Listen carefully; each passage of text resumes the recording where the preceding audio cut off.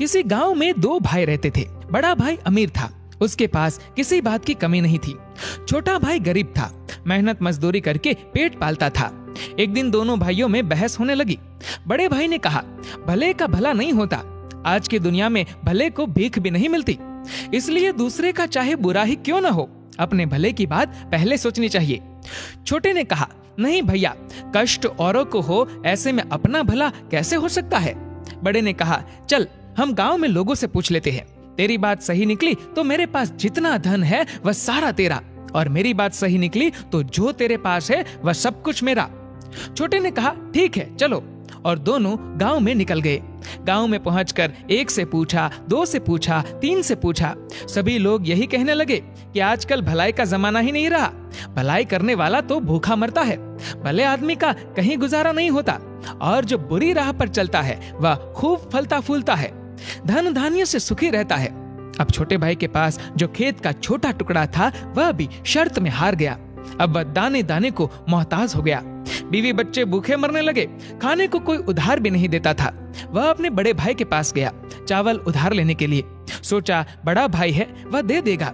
उसने बड़े भाई से कहा, भैया 10 किलो चावल दे दो, घर में अन्न का दाना तक नहीं है, बच्चे भूखे मर रहे हैं। बड़े भाई ने तुरंत कहा, पैसे दे दो और जितना चाहे चावल ले जाओ। छोटे ने कहा, पैसे तो नहीं है। इस पर बड़े भाई ने कहा, तो फिर अपनी एक आंख दे दो। छोटे ने सोचा मजाक कर रहा है, चावल के बदले आंख तो नहीं लेगा, पर बड़े ने चावल के बदले एक आंख निकलवा ली और 10 किलो चावल दे दिए। ये देखकर उसके बीवी बच्चे रोने लगे, तुमने ये क्या कर दिया। थोड़े दिन तो आराम से निकले, फिर अनाज खत्म हो गया। छोटा भाई हार कर फिर बड़े भाई के पास गया। उससे अपने भूख से बिलखते हुए बच्चे नहीं देखे जा रहे थे। बड़े ने फिर कहा, दूसरी आंख दे दो, चावल ले जाओ। छोटे ने दूसरी आंख भी निकलवा दी और चावल ले आया। घर पर बीवी बच्चे देखकर रोने लगे, तुमने ये क्या कर दिया, अब क्या होगा। छोटे भाई ने कहा, अब मैं अंधा हो गया हूँ, लोग मुझे भीख दे देंगे तो मुझे सड़क के किनारे बैठा आना।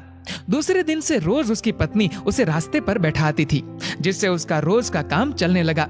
एक दिन उसे बैठे बैठे बहुत देर हो गई। उसकी पत्नी उसे लेने के लिए नहीं आई। उसने बहुत समय तक उसकी राह देखी। फिर जब बहुत रात हो गई तो वह अपने घर की तरफ चल दिया, पर ना दिखने के कारण वह रास्ता भटक गया। आखिर उसने सोचा, अब तो यहीं बैठकर ही रात गुजार लेता हूँ, और आगे चला तो रास्ता भूल जाऊंगा। वह एक पेड़ के नीचे बैठ गया। कुछ समय पश्चात पेड़ से आवाज आने लगी और तभी एक तूफान सा आया। दरअसल ये भूत थे। चारों में से एक उनका सरदार था।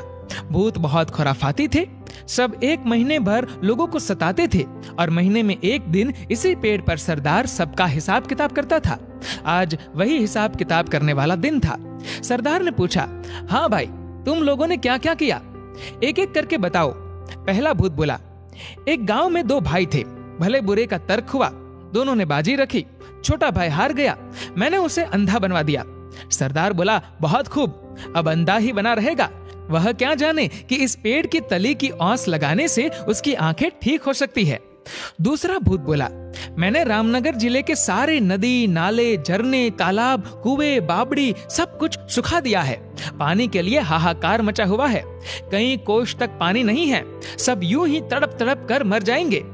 भूतों का सरदार बोला, बहुत खूब, प्यासे मरे सब, उन्हें क्या पता कि वही पहाड़ के तले से 7 मिट्टी की परतें हटा देने से पानी फिर आ सकता है।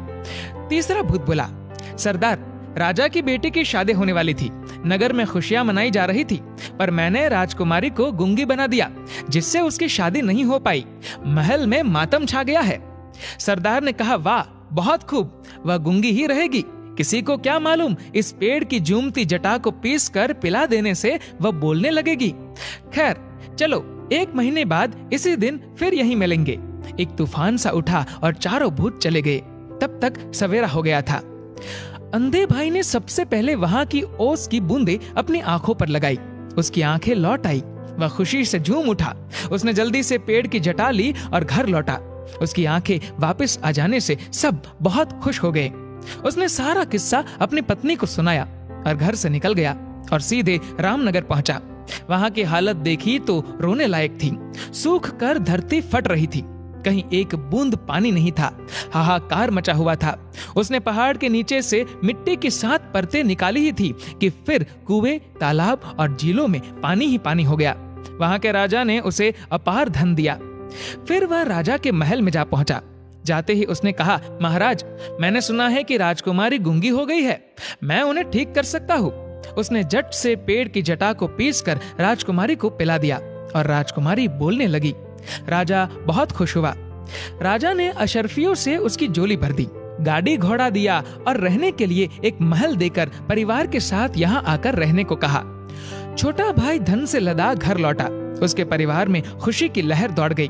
बड़े भाई ने देखा कि उसकी आंखें भी आ गई और इतनी दौलत भी। वह ईर्ष्या से जलने लगा। उसने छोटे भाई से माफी मांगी और आग्रह किया कि उसे भी राज बता दे। छोटे भाई को दया आ गई। उसने सारा राज बड़े भाई को बता दिया।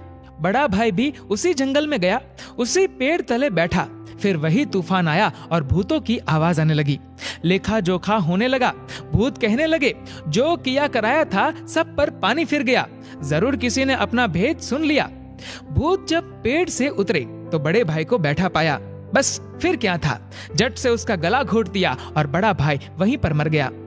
मित्रों, कहानी थोड़ी काल्पनिक है, लेकिन इससे हमें शिक्षा मिलती है कि भला करने वाले के साथ बुरा नहीं होता। वह बुरा करने वाले के कर्मों का परिणाम देर सवेर उसके सामने आता जरूर है। मनुष्य को हमेशा संतुष्ट रहना चाहिए। जो ज्यादा लालच करता है उसका हाल बड़े भाई के समान होता है। दोस्तों, इस वीडियो को लेकर आपकी क्या राय है नीचे कमेंट करके जरूर बताएगा। और अगर आपको ये वीडियो अच्छा लगा हो तो इस वीडियो को लाइक करेगा, शेयर करेगा ज्यादा से ज्यादा लोगों तक। और ऐसे ही और भी इंस्पिरेशनल वीडियोस के लिए सब्सक्राइब करें हमारे यूट्यूब चैनल को और फेसबुक पर फॉलो करें हमारे पेज को। धन्यवाद।